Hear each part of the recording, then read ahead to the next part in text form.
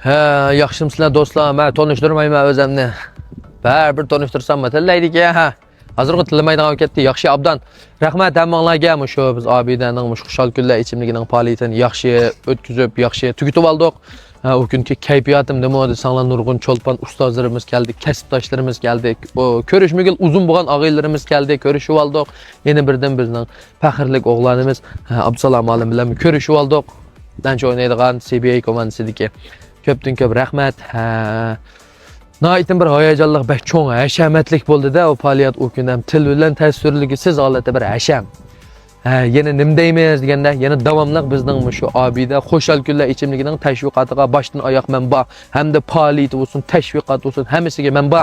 Men shu xo'shal kunlar ichimligiga men kirdim. Men o'zim mas'ul bu tashviqot ishlariga. Shuning bilan bizga vakolatchi bo'lsa, do'stlar bo'lsa, yana davomli kirsak bo'ladi. Bu ichimlikni desak, birinchisi bu ichimlikning ismini xo'shal kunlarni xalq bizga tanlab berdi. Obraz elchisi, obraz vakilini xalq bizga tanlab berdi. Biz hammasini xalq mujassamlab bergan, hamma puroq, tam, obraz vakil, ism hamma narsani xalq berdi. Endi biz e'lon tashviqotlarga biz boshdan oyoq turimiz. Faoliyatlar bo'lsa, biz boshdan oyoq yeninglarga berib, biz faoliyatlarni qilib, e'lon tashviqotlarini jonli qilib beramiz. Vakolatchi bo'lsa va do'stlar bo'lsa, men shu nomerimga, o'zimning nomeriga yaqsanlar bo'ladi va yoki obidaninki shirkat nomeriga yaqsanlar bo'ladi. Yana davomli kuchaymiz. Xo'shal kunlar bilan kunlarimiz taqib, xo'shal o'tsin.